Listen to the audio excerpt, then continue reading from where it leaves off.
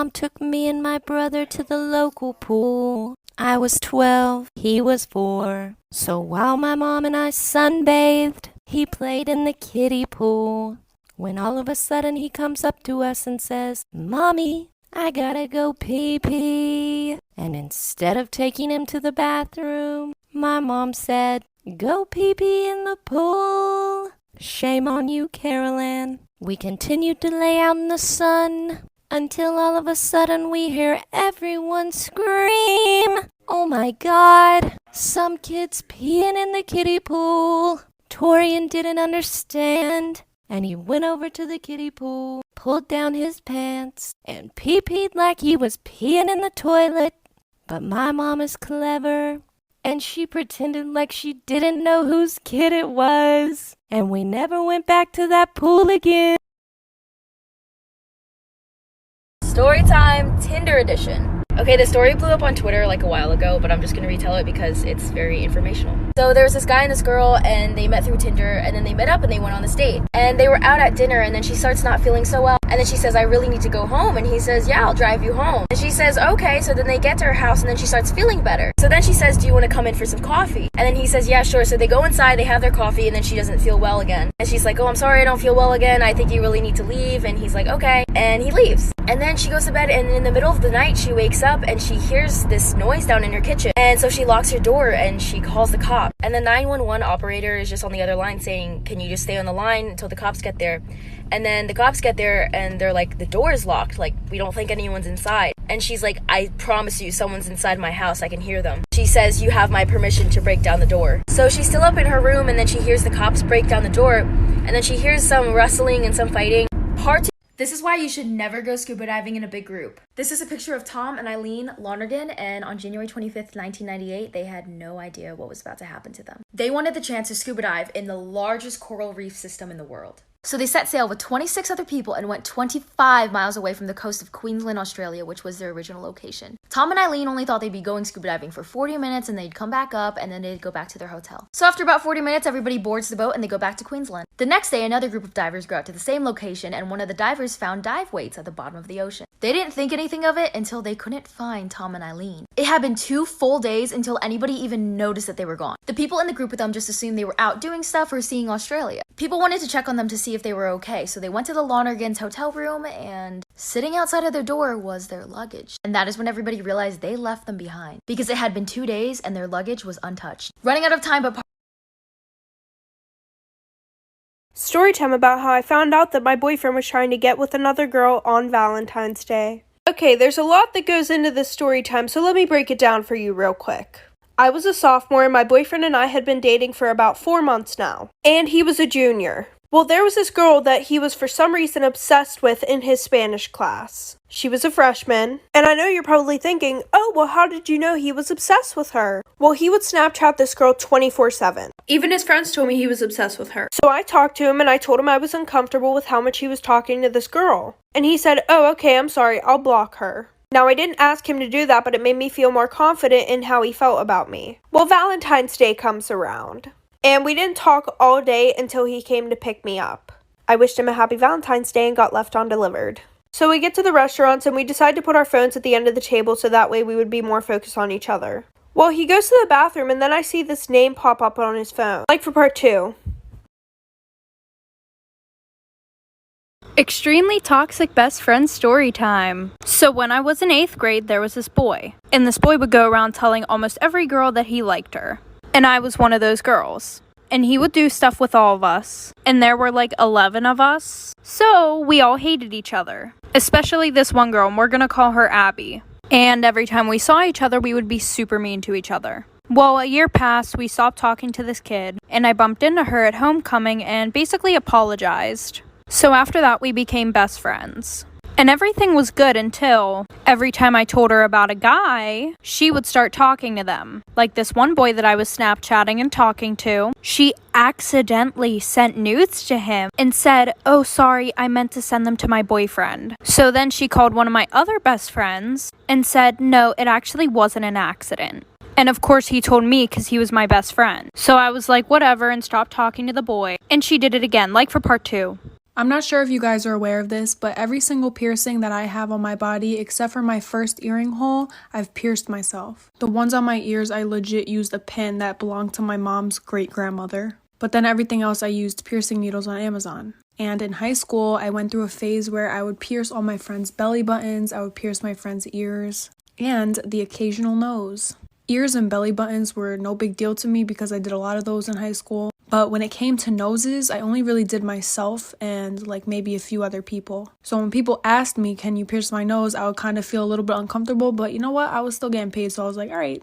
One day, this girl asked me if I could pierce her nose, and I was like, yeah, sure, come over after school. So she comes over, and we're sitting in my living room, and I go to pierce her nose with the needle, and she starts gushing blood, like squirting blood everywhere, and she was wearing white jeans, and it got all over her jeans and ruined them. Come to find out, she was drinking the night before, but at least she left with her nose pierced. I work as an assistant for a really big fashion company. We had a defective wedding dress, and my boss asked if I knew anyone we could give it to. My best friend recently got engaged, so it was perfect.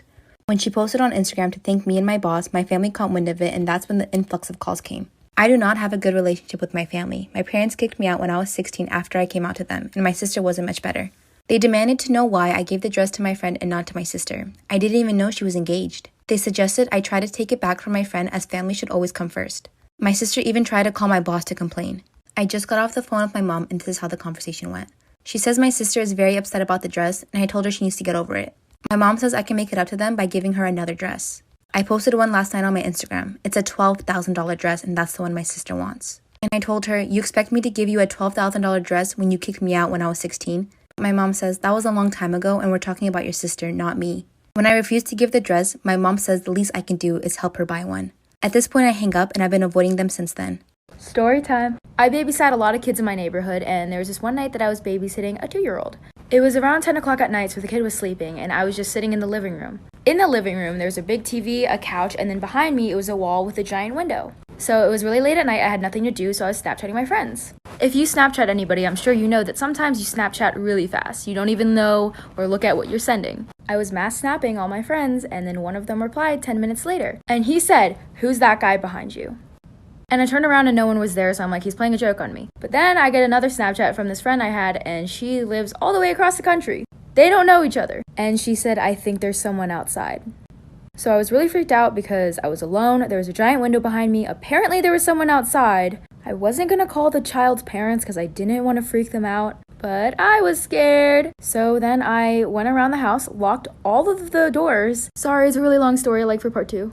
Story of the time a cop went in my car without my permission. So for a while, I was going to people's houses to do their nails. And I would do this in the summer, so a lot of my clients set up a table outside so that the smell didn't smell up their house too bad. I always feel rude to park in the person's driveway, so I usually park outside of their house on the side of the road. And this time in particular, I did just that, and we did her nails outside as well. At the time, my car had temp plates on it because I had just recently got it. And also, my car is a BMW 2-door with all tinted windows, so you cannot see inside of it, even if you tried. So I could understand why it looks a little bit suspicious. Luckily for me, my nail client's dog ended up running out of the fence into the front yard, right near my car. So I go with her to chase him, and I see the police officer opening up my car door. And I wasn't parked illegally or anything, and my temp plates weren't expired either. So he had no right to be opening up my car doors. So I ran over to my car and I was like, "What's going on? Why are you searching my car?" And he was like, "This is your car." Okay, part 2 of how I got catfished and almost kidnapped.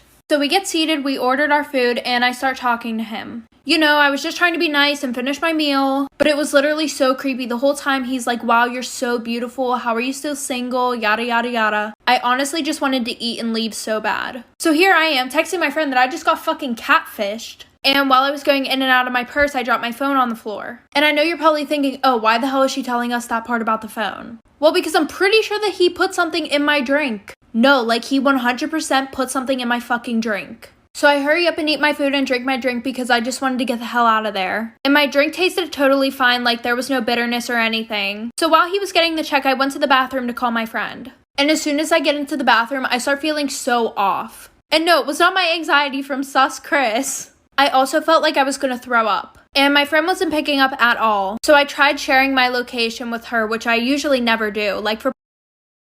This story time was sent to me by a follower, and it actually involves a very popular creator on this app. They actually have millions of followers. Let's get into it. So this girl first started talking to this creator when she DM'd him, and he actually replied. She thought he was really cute, he thought she was really cute, and they exchanged numbers. Ended up meeting up at Playlist, and he invited her to chill in his Airbnb. Well, things got a little bit freaky deaky in that Airbnb. You know, they was fucking. Afterwards, they just kind of chilled. They were laid up talking about life, you know, all that deep shit. And eventually he told her that she had to leave because his boys were coming through or whatever. They just wanted to chill and talk about boy stuff. But before she left, he told her that he loved her and he wanted to be with her. What the fuck is going on here? Let me fix that real quick. Okay, we back. So she left and went to tell her friends what just happened. Hours had passed and she noticed that he wasn't really posting on his story anymore. And he usually posts a lot. Her friend opened Snapchat, noticed that he actually did post. He posted hours ago, and he was with another girl. Part 2.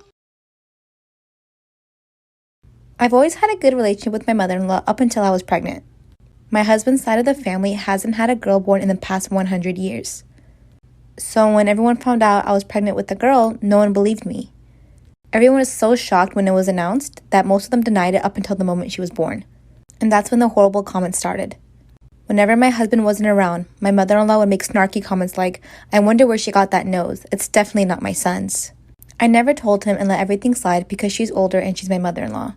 But when I was pregnant with baby number 2, and yes, it was another girl, I told him to wait as long as possible because I know she wouldn't like the news.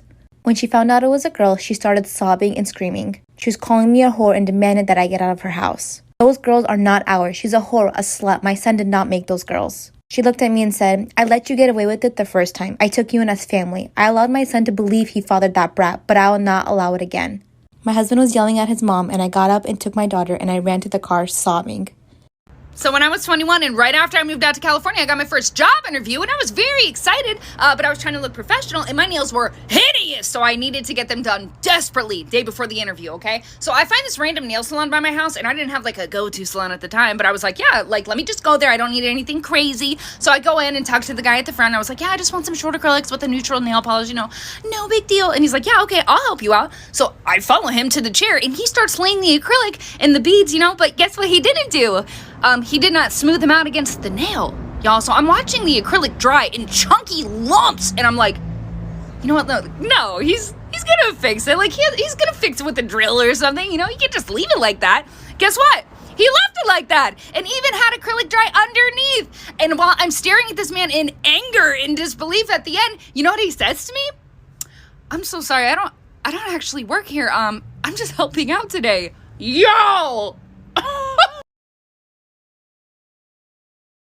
Have you ever wondered what's going on in a serial killer's mind? I'm going to explain to you Ted Bundy in 2 minutes or less. Warning for graphic violence, sexual assault, and murder. Ted Bundy, growing up, described his childhood as perfect, and this was far from the truth. At a young age, Ted Bundy discovered that his parents were actually his grandparents, and the woman he knew as his sister was actually his mother who had him out of wedlock. When he found this out, he was very upset, according to his childhood best friend. When Ted's older, he becomes a law student, but he drops out and doesn't get a degree. And then he starts working for the Seattle Crime Prevention Advisory Commission, where he even wrote a pamphlet on rape prevention. Before Ted's first victim, there were 2 other women he had planned on assaulting but got spooked off. Sparks was sleeping in her basement room when Ted snuck in and beat her with a metal pole, assaulted her with the pole, splitting her bladder, and then left her to die. On August 16, 1975, Ted was arrested when he was found slowly driving through the neighborhood. What they found in his car. Story time about how I almost died when I was 4 years old. So my mom was at work and my dad and I were at home. And my dad was watching TV while I was trying to do headstands. I don't know, guys. I thought I was an acrobat at the time. So anyways, I had a penny in my mouth. I know, it's super dirty. Don't come at me. I was 4. I didn't know. And my dad didn't know. And every time that I would do these headstands, I would roll over onto my back. Well, I rolled over and I started choking. And my dad looks over and I'm laying on the floor literally like freaking dying. He's freaking the hell out. So he calls 911 and I got rushed to the hospital in an ambulance. And the penny was sticking straight up at the time, so nobody was really worried about getting it out right then and there. And my throat was like holding that penny in place, so no, my dad couldn't do the Heimlich or whatever the heck it's called. Well, the penny flipped. And I stopped breathing and everybody was freaking out and they had to hurry up and get it out before I died. My future mother-in-law is the absolute worst person I've ever met in my life. I'm 30 years old and my boyfriend is 31 and we've been together for 8 months. He's the sweetest and most caring man I've ever met in my life, but the biggest surprise is when I met his mother. I'm a natural redhead, so when we sat down for dinner, she asked me if my parents had the same color hair. And then she proceeds to ask me, does the carpet match the drapes? I looked over to my boyfriend who seemed equally as shocked, but he didn't say anything. And when I didn't respond back, she said, don't worry, I'll ask my son about it later. She then went on to attack my appearance and said my hair was too curly and I really needed to learn how to run a brush through my hair and think about my appearance more when I'm out with her son. And when I lost my appetite, she told me it was a good thing that I'm watching what I eat because it would be a shame if I got any bigger. This was my first meeting with this woman, and as soon as I got into my car, I burst into tears until I got home. I told my boyfriend I needed some time. He went into apology overload, and this started by sending me flowers to my office every day and leaving me messages. He said he spoke with his mom and promised this would never happen again. With this reassurance, I decided to give it another chance. So when I was a sophomore in high school, I had this teacher who would only let the students in her class use the restroom one time per semester. Well, one day I raised my hand and I was like, excuse me, I don't remember her name. Can I please use the restroom? And she was like, no, you can't because you've already used the restroom in my class this semester. Well, excuse me, you can't dictate my bladder. So I'm like all frustrated and I started secretly texting my mom because I wasn't allowed to use my phone in class. And I was like, Mom, I'm sitting in class right now. My teacher won't let me use the restroom. And she was like, I'll take care of it for you. And I was like, okay. So like 5 minutes goes by and all of a sudden my teacher's phone starts ringing and she walks up to it and answers it and she's like, hello? Yeah. Okay, thank you. And then she walks up to me like so angry and she like slams the pass on my desk and she was like, since you have to go that bad. And I was like, yeah, I really do. Thanks. And I got up and left. I didn't even have to go to the bathroom. It was just the principle of it. I just roamed the halls. Story time to when I found out my boyfriend just got out of prison and what he was locked up for, and he's my ex, by the way, now. So I was working at a fast food place, and I guess he was hired. I went to the back of the break room and we started talking, having a normal conversation. He was flirting. I didn't realize he was flirting, but he was flirting.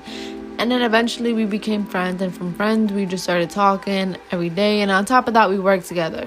And honestly, I regret everything. Like, I regret it, but at the end of the day, it happened. So one day we hung out. He told me if I wanted to follow him somewhere, and I was confused because I wasn't sure where he was taking me. But when we showed up to the place in the middle of like West Bubblefuck, I was confused, and he's like, stay here. He told me to stay outside. And he's like, you can look me up. He gave me his full name, his full government name and everything, like for part 2. This is why you should always watch videos to the end. In 2003, a woman came home to her apartment to see that her door was unlocked. She went inside, nothing was missing, so she assumed she must have left it open. When it happened a few more times, but still nothing was missing in her apartment, she went out and got a camera, set it up in her apartment aimed at the front door. The next day, her door was unlocked, so she reviewed the footage. She watches in horror as late in the night, her front door opens and in walks this tall, creepy man who looks around and then walks towards her bedroom off camera. She immediately sprints out of her apartment and calls the police, who show up and tell her to go back in her apartment and just try to stay calm, and that they would put an officer right outside her door so she's safe. As she's sitting on the bed, totally traumatized, she realizes something. She only saw him enter her apartment on that video. She doesn't know if he actually left.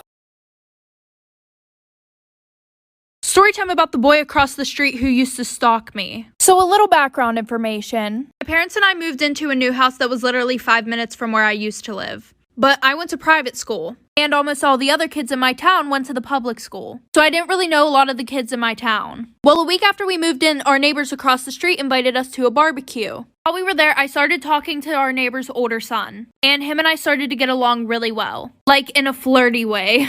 Their older son was a senior, I was a sophomore, and their younger son was a freshman. Well, I kind of talked to the younger son, but he was just like giving me really weird vibes. So for the next few weeks, I started hanging out with their older son a lot, and we would talk all the time. Well, the one day whenever I went over their house, it was super weird. His younger brother kept saying, oh, I think I know you from somewhere. Like, I swear I know you. Story time. My boyfriend beat up his ex-girlfriend because she tried to kill me. So it was my sophomore year in high school, and I had just gotten with this guy who was fresh out of a relationship. And let me tell you a little bit about his ex-girlfriend. So before him and I even started dating, him and his ex-girlfriend were together for like 2 years. And guys, this girl was fucking psychotic. Like, let me give you a quick example. Last year, I had a class with him and her, and the teachers assigned partners for this one project. Well, her boyfriend got paired up with this other girl. And anybody who would even talk to her boyfriend would get jumped by her and 8 of her friends. So his girlfriend starts being buddy-buddy with this girl. And his girlfriend goes, "Oh, do you want to come to the bathroom to hit my dab pen?" So the girl says yeah, thinking that she's being all nice and shit. So they both go to the bathroom and they're gone for like 25 minutes. So I asked to go to the bathroom because I want to see what's going on. So I walk into the auditorium bathroom and nobody's really around that bathroom. And this bitch is getting beat the fuck up. Like for part 2.